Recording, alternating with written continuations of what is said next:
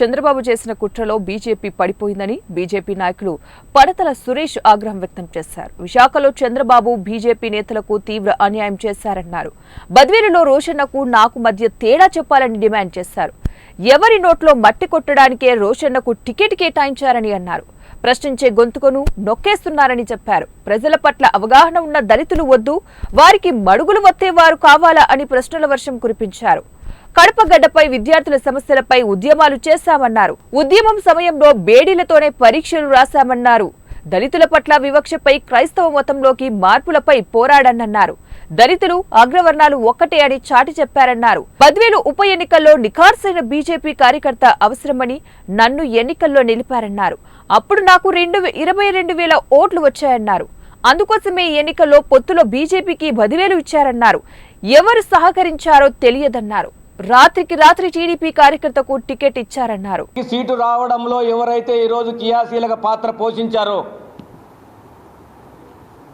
అతని కన్నా ఈయన దీంట్లో మెరుగైన వ్యక్తి, ఈయన గెలిచేటటువంటి వ్యక్తి, ఈయన వీరోచిత పోరాటం చేస్తాడు. ఈరోజు ఏదైతే ఇక్కడ విద్యార్థుల పట్ల కావచ్చు,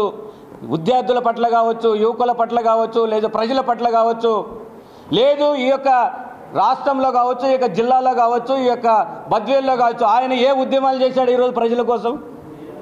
ప్రజల పక్షాన ఏ రోజన్నా పోరాడా? ఒక్క కేసన్నా ఆయన పైన ఉందా?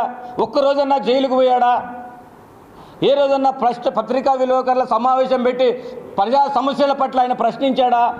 అంటే ప్రశ్నించే గొంతుకుని ఈరోజు చంపడానికి ఒక ప్రయత్నం చేస్తూ ఉన్నారు. ప్రశ్నించే గొంతును నొక్కడానికి ఒక ప్రయత్నం చేస్తూ ఉన్నారు. అంటే దళితులలో అవేర్నెస్ ఉన్నటువంటి ఎవరైతే నాయకులు ఉంటారో, యువకులు ఉంటారో వాళ్ళు ప్రజా ప్రతినిధులుగా కాకూడదు అని చెప్పేసి ఒక కుట్ర జరుగుతూ ఉన్నది.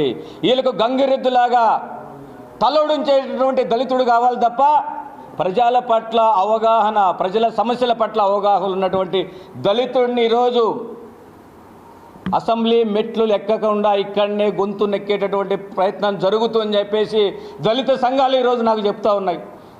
రాబోయే కాలంలో దళిత సంఘాలను అన్నీ కలుపుకొని కూడా పెద్ద ఎత్తున ఉద్యమం చేయబోతూ ఉన్నాం.